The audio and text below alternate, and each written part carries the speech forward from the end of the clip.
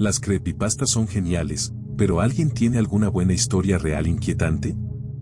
Hace unos años, mi hermano recibía una llamada en su celular todas las noches entre las 2 y las 3 de la mañana. Contestaba y lo único que se escuchaba era un sonido infernal, como una mezcla de estática con gritos. Después de un mes de esto, cambió su número de celular y las llamadas se detuvieron. Pero al cabo de una semana más o menos, comenzaron de nuevo. El mismo sonido, a la misma hora exacta. Finalmente, un día decidió devolver la llamada. Le contestó un anciano que no tenía ni idea de lo que estaba hablando. Aún así, las llamadas seguían. Si no contestaba, llamaban varias veces más. Nunca dejaban mensajes. Decidió que ya era suficiente. Canceló su contrato con la compañía telefónica, se cambió a otra y consiguió un número nuevo. Y sí, como te imaginas, las llamadas con los gritos y la estática volvieron después de un pequeño descanso. Para ese entonces, estaba aterrorizado todas las noches, sin entender por qué pasaba esto. Devolvió la llamada otra vez y esta vez le respondió otra persona distinta. Más o menos por esa época perdió su trabajo y el celular. Las llamadas, por supuesto, se detuvieron.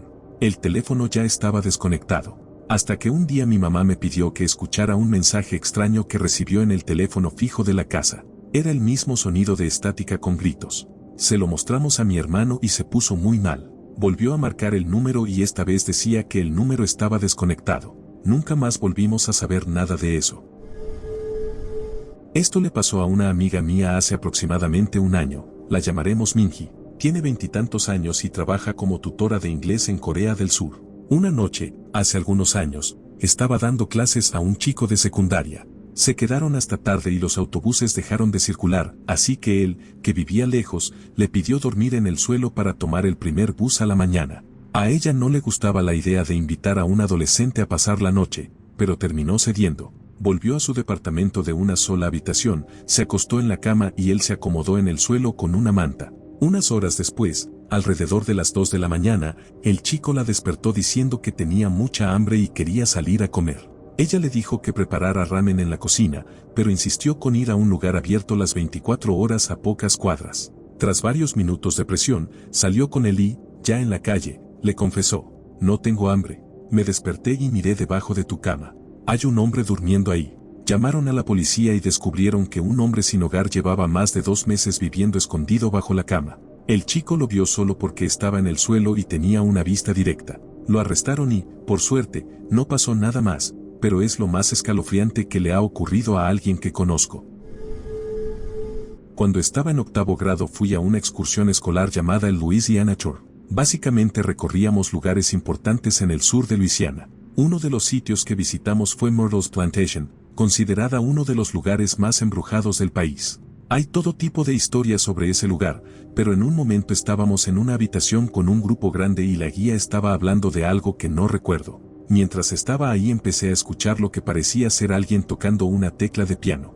Después de oírlo un par de veces, comencé a buscar de dónde venía el sonido. No vi ningún piano, pero seguía escuchándolo. Les pregunté a mis amigos, que estaban cerca, si lo oían y dijeron que no. Cuando volvió a sonar dije: ahí está de nuevo, tienen que haberlo escuchado, y pensaron que estaba loco. Volví a mirar alrededor del cuarto. Todos tenían la vista puesta en la guía excepto una mujer. Me miró, me señaló y luego se señaló la oreja con gesto de pregunta. Me di cuenta de que me estaba preguntando si yo también lo oía y asentí.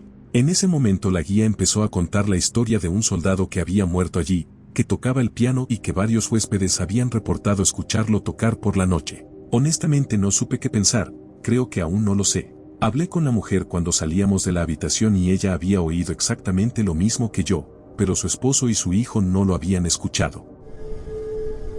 Cuando estaba creciendo, uno de mis mejores amigos me contó una situación muy inquietante que le pasó a él, a su hermano menor y a un hombre en la ventana. Cuando eran pequeños compartían dormitorio. Se llevan algunos años, pero su hermano nació con muchos problemas de salud, incluida esclerosis múltiple, y está en silla de ruedas y no puede cuidarse solo. Para vigilarlo por la noche cuando sus padres no podían, dormían en la misma habitación. Una noche mi amigo se despertó sin ninguna razón en particular y miró hacia su hermano, pero vio algo que lo dejó helado. La silueta extraña de un hombre con sombrero de copa mirando por la ventana detrás de la cuna de su hermano. Lo primero que hizo fue saltar de la cama, encender la luz y correr al cuarto de sus padres para contarles lo que había visto. Cuando ellos volvieron a la habitación para investigar, su hermano menor estaba teniendo una convulsión en la cuna. Algunos familiares dicen que esa noche el que estaba en la ventana era el ángel guardián de su hermano. Mi amigo cree que era la muerte. Todavía me resulta bastante perturbador. Es difícil decir que califica como inquietante. Tal vez podría verse como algo reconfortante. Mi madre jura que esta historia es verdadera y, francamente, no veo por qué mentiría. Mi mamá tuvo 3 hijos.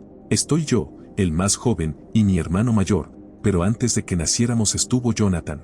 Era un niño rubio y dulce, de ojos azules grandes, conocido por repetir sin querer las malas palabras de papá en la iglesia. Un niño sano, excelente en la escuela, activo al aire libre. Cuando tenía casi 6 años, iba en su bicicleta, se cayó y se golpeó la cabeza contra una roca. Se levantó y dijo que se sentía bien. Mi mamá lo encontró a la mañana siguiente en su cama cuando intentó despertarlo para ir al jardín, con una pupila dilatada y la otra no. Lo llevaron en helicóptero al hospital más cercano. Mientras tanto, el mejor amigo de Jonathan, Nick, estaba sentado en la mesa del desayuno comiendo cereal. De repente se levantó y fue hacia la puerta. Cuando su mamá le preguntó qué pasaba, Nick dijo que Johnny lo estaba llamando. Nick y Johnny vivían en manzanas diferentes, pero aún no se les permitía cruzar la calle sin un adulto porque eran muy pequeños. Vivían lo suficientemente cerca como para llamarse desde sus respectivas esquinas para salir a hablar. Así que Nick fue a la esquina mientras su madre recibía una llamada de la mía diciendo que Johnny acababa de ser declarado muerto en el hospital, un aneurisma cerebral latente que se activó por la caída. La mamá de Nick casi no pudo soportar la noticia y ahora se preguntaba a dónde había ido su hijo. Nick volvió unos minutos después y dijo que escuchó a Johnny llamarlo, pero que no estaba en la esquina cuando miró. Luego se sentó para seguir comiendo su cereal. Cuando su madre le preguntó qué decía Johnny, Nick respondió que había venido a decir adiós. Mi mamá me contó esta historia cuando era pequeño y se me quedó grabada. Ojalá hubiera podido conocerlo. Pero, siendo sincero, yo no estaría aquí escribiendo esta historia para ustedes si él no hubiera muerto. Mi madre solo quería tener 2 hijos. Estoy agradecido por la oportunidad que tuve de vivir y, a veces, siento que él murió por mí. No soy religioso, pero me siento espiritual cuando pienso en Johnny.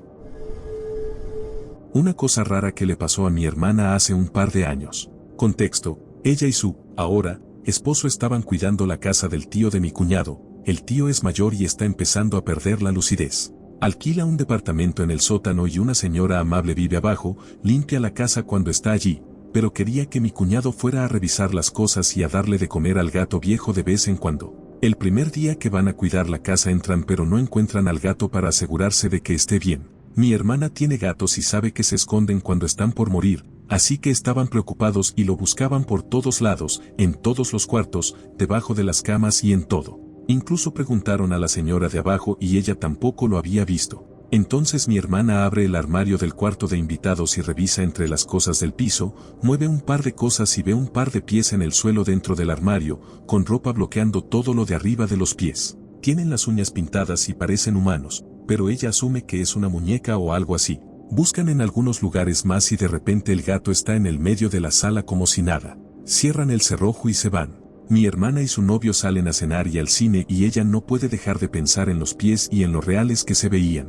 Había empezado a salir con él hacía poco y no quería parecer loca, así que no dijo nada, pero después de unas horas decidió que tenía que contarle. Él piensa que probablemente sea una muñeca, pero se ofrece a volver y revisarlo de todos modos. Cuando llegan, mi hermana solo quiere quedarse en el patio porque tiene miedo, lo que hace que él se dé cuenta de que debe ser algo serio. Van a entrar y el cerrojo ahora está abierto y la manija está cerrada.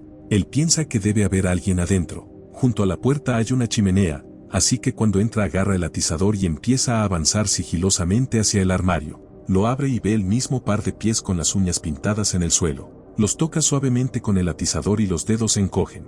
Entonces le da un golpe fuerte con el hierro y grita: «¡Sal de ahí!». Sale una mujer de unos 30 y tantos, con el gato en brazos y una lata de gaseosa. Resulta que era amiga de la inquilina del sótano. Cuando se quedó sin hogar la amiga la dejó quedarse hasta que descubrió que era adicta al crack. Empezó a dejar drogas por la casa y a llevar gente sospechosa, así que la echaron. De alguna manera consiguió una llave del piso de arriba y había estado viviendo allí mientras el tío estaba fuera. Llamaron a la policía y la arrestaron.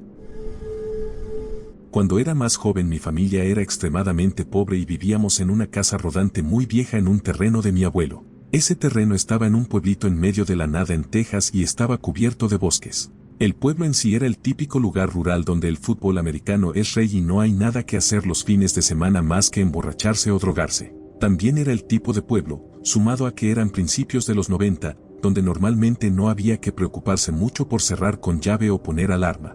Nuestra casa rodante tenía 2 habitaciones y mis padres, siempre poniéndonos a nosotros primero, dormían en la sala en un sofá cama. Mi cuarto estaba directamente conectado a esa sala y el de mi hermana quedaba al final de un pasillo pasando la cocina y el baño, en el otro extremo. Una noche, después de que todos se habían ido a dormir, mi papá se despertó con la sensación de que había alguien en la habitación. Miró alrededor y vio una figura masculina grande sentada en el sillón, a pocos metros de la cama. Mi papá encendió rápido la luz junto a su cama y vio que era un vecino de la carretera llamado Carter. Este hombre era conocido por consumir drogas con frecuencia y a menudo tenía problemas con la ley por eso. Mi papá le preguntó qué diablos hacía ahí y le dijo que se largara, y él respondió: no puedo salir. Los demonios me están persiguiendo y tu casa es la única segura. Mi papá, que debo decir es bastante grande e intimidante, le contestó que si no se iba rápido la casa iba a ser mucho menos segura para él. Si me voy me van a atrapar.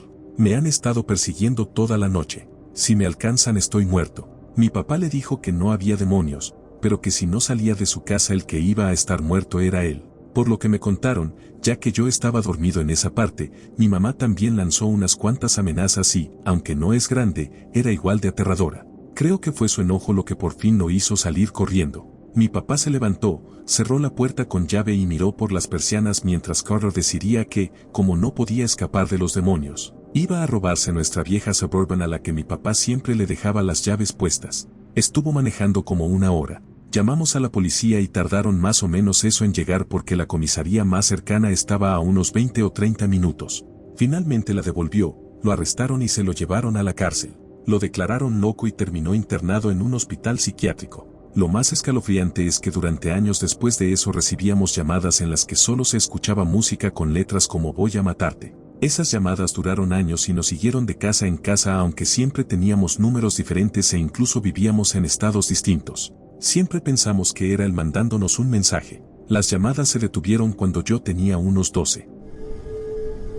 Soy masajista y trabajo por mi cuenta, así que frecuentemente voy a casas de clientes por la noche. Siempre que tenía un cliente nuevo, solía llevar a mi novio conmigo como respaldo. En fin, el departamento del cliente estaba en una zona muy buena de Chandler, Arizona. Eran alrededor de las 8 de la noche cuando llegué. Me bajé de mi camioneta, agarré mi bolso y empecé a buscar el departamento, porque era uno de esos complejos enormes donde los números apenas se ven. Mientras caminaba, noté que cada luz por la que pasaba comenzaba a parpadear muy rápido, como si estuvieran bien hasta que pasaba y de pronto empezaban a titilar.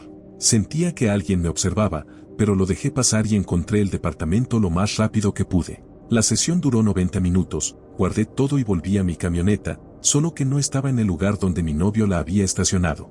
Así que lo llamo, me dice que ya venía, que pasó algo y tuvo que moverla. Me subo a la camioneta y él estaba pálido, y con las manos temblando. Le pregunté qué había pasado. Me dijo que mientras yo caminaba hacia los departamentos desde el estacionamiento, vio a una chica detrás de mí, caminando al mismo ritmo, casi como si fuera una sombra. Dice que después se agachó para encender un cigarrillo y cuando levantó la vista ya no podía vernos a ninguna de las dos. Suena inquietante, pero no tanto. A la mitad del cigarro, vio por el espejo retrovisor a alguien pasar rápidamente por detrás de la camioneta. Dice que era la misma chica. Ya empezaba a sentirse incómodo, pero nada grave. Entonces se puso los auriculares y reclinó el asiento, para dormir una siesta, supongo, cuando sintió unos golpes debajo de sus pies, en el piso de la camioneta. Dijo que miró hacia el estacionamiento y vio a la chica salir gateando de debajo del capó de la camioneta y ponerse de pie. Caminó hacia atrás sin dejar de mirarlo todo el tiempo, y se desvaneció en las sombras al otro lado del estacionamiento, entre los techos de los toldos. Así que él salió volando de ahí y se quedó el resto de mi cita en la estación de servicio que estaba justo al lado. Normalmente, habría pensado que me estaba mintiendo, pero este tipo no creía en lo paranormal para nada y claramente estaba asustado. Nunca volví a la casa de ese cliente después de eso. Mi primera gata murió el 31 de diciembre de 2012. La tuve durante unos 17 años, así que me afectó muchísimo cuando falleció. Era mi mejor amiga. Después de que se fue, tuve varios sueños en los que seguía viva y yo la acariciaba, la abrazaba, etc. Me despertaba llorando porque al terminar el sueño recordaba que ya no estaba. Me estaba destrozando. En octubre de 2013 finalmente decidí adoptar otra gata. Esta en particular me recordaba muchísimo a la anterior. Mismos patrones en el pelaje, aunque de distinto color, y tenía más o menos la misma edad que tenía mi primera gata cuando la llevé a casa por primera vez. La nueva gatita estaba muy traumada por haber estado en el refugio, así que le tomó unas semanas adaptarse a nosotros. Durante ese tiempo, empecé a notar que, aunque no interactuaba mucho con nosotros, siempre estaba jugando sola. Y juro que la vi muchas veces persiguiendo una sombra de gato. No era su propia sombra, porque se movía por sí sola. La veía con el rabillo del ojo, y claramente la nueva gata también la veía. Un día, unos meses después de haberla adoptado, estaba en la cocina y vi entrar a un gato. Lo vi de reojo y asumí que era la nueva gatita. Era de color oscuro, y la nueva también lo es. Se frotó contra mi pierna. Cuando me agaché para acariciarla, no había nada. Fui a la otra habitación y la nueva gatita estaba profundamente dormida en el sillón. Por lo cómoda que se veía, claramente llevaba ahí un buen rato. Lo que sea que se frotó contra mi pierna tenía pelo de gato, porque lo sentí.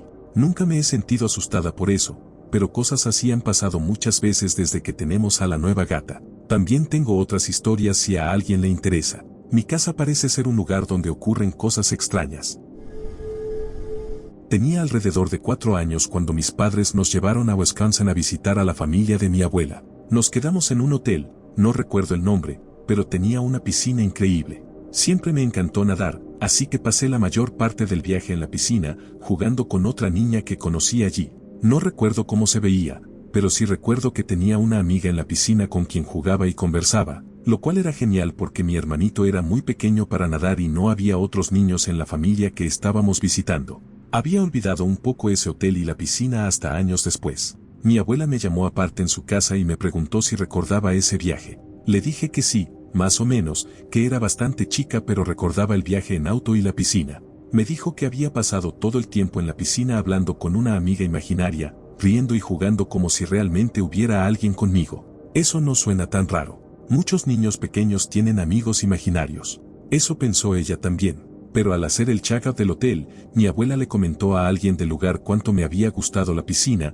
que había hecho una amiga imaginaria ahí, otra niña de mi edad, qué tierno, lo típico que dicen los abuelos orgullosos. Fue entonces cuando el empleado del hotel se puso pálido y le susurró que una niña de más o menos mi edad se había ahogado en esa piscina el año anterior.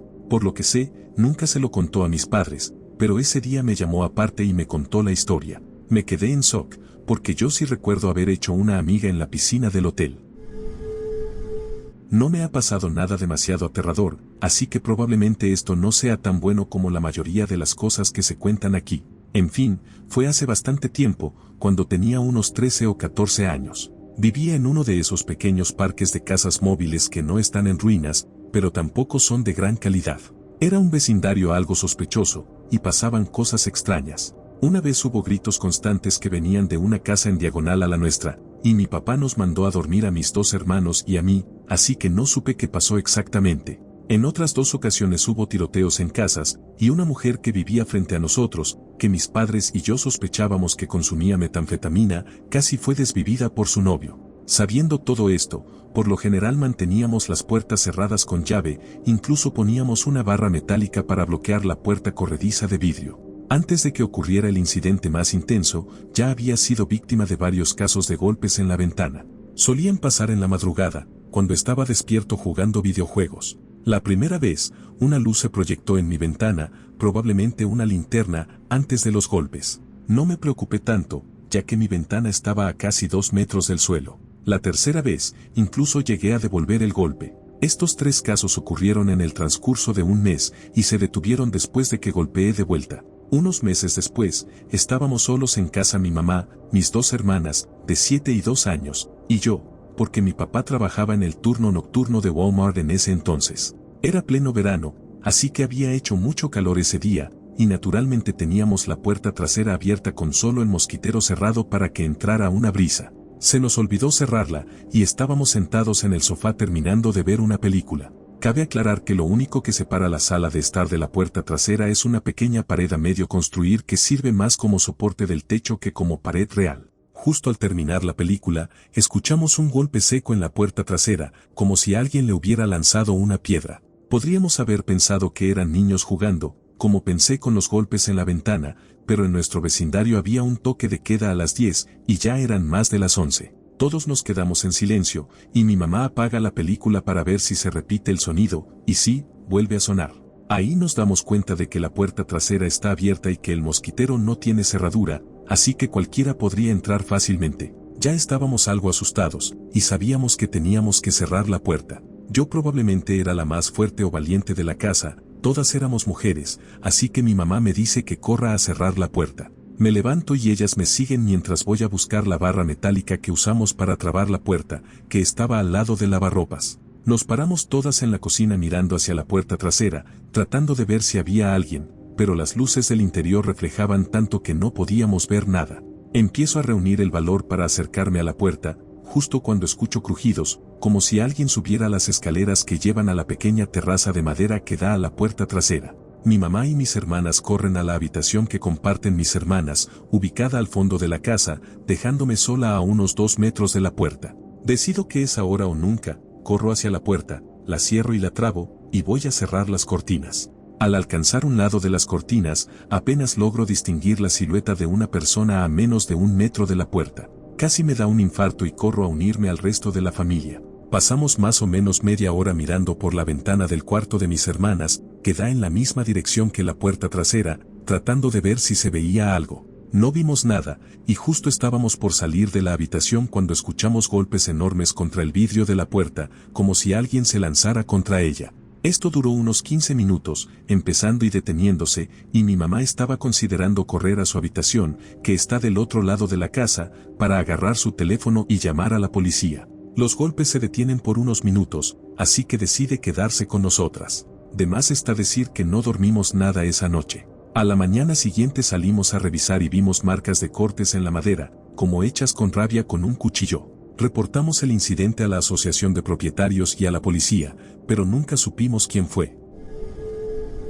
Cuando tenía 13 años, mi papá, mi hermana mayor y yo nos mudamos de Cleveland, Ohio a Wilmington, Carolina del Norte, y alquilamos una casa antigua de un solo piso. Tenía 2 salas separadas por una pared con paneles de madera. No usábamos el lado al que se entraba por la cocina, solo almacenábamos cajas en esa parte de la casa. Todos estábamos un poco deprimidos porque habíamos vivido en Cleveland durante 10 años y extrañábamos a nuestros amigos. Solo vivimos allí durante 6 meses, después de que las cosas se pusieron intensas.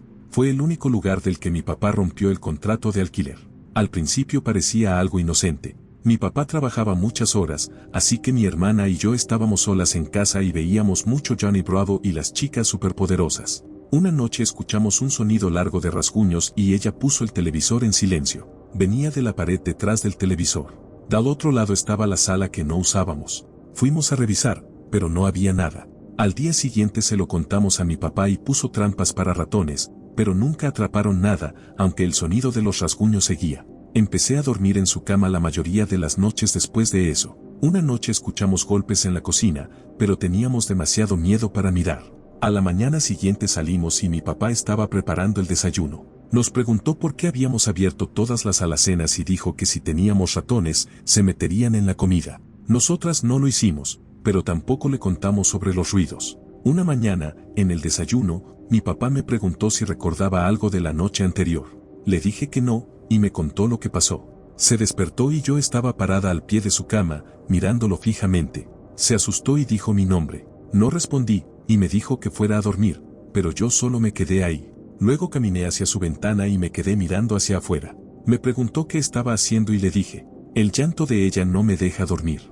Él dijo que nadie estaba llorando y me mandó a dormir. Le dije ok y salí. Mi papá es una persona muy seria y no cree para nada en fantasmas, pero se lo veía realmente alterado. Mi hermana estaba horrorizada. Ya no me dejó dormir más en su cama. Un mes antes de mudarnos, mi hermana y yo estábamos viendo televisión. Apagó el televisor y me dijo que tenía que contarme algo. Cuando yo estaba en la escuela, ella estaba en la computadora. El escritorio estaba contra una pared que tenía 2 puertas corredizas de vidrio con 4 ventanas de piso a techo. Las puertas daban a una galería cerrada. Dijo que, de repente, las puertas y ventanas empezaron a sacudirse violentamente. Ninguna ventana estaba abierta y nada más en la casa se movía. Y no vivíamos cerca de vías del tren. Un día me pasó a mí. Mi hermana estaba en Cleveland visitando amigos y mi papá estaba en el trabajo. Estaba en la computadora leyendo historias de fanfiction. De repente, las puertas y ventanas de vidrio empezaron a sacudirse violentamente. Me puse a llorar al instante y salí corriendo de la casa. Me senté en la entrada del garaje hasta que mi papá llegó. Se lo conté, y no lo negó. Solo desvió la mirada. Le pregunté si alguna vez le había pasado y dijo que sí. Nos mudamos a Chattanooga, Tennessee, 2 semanas después.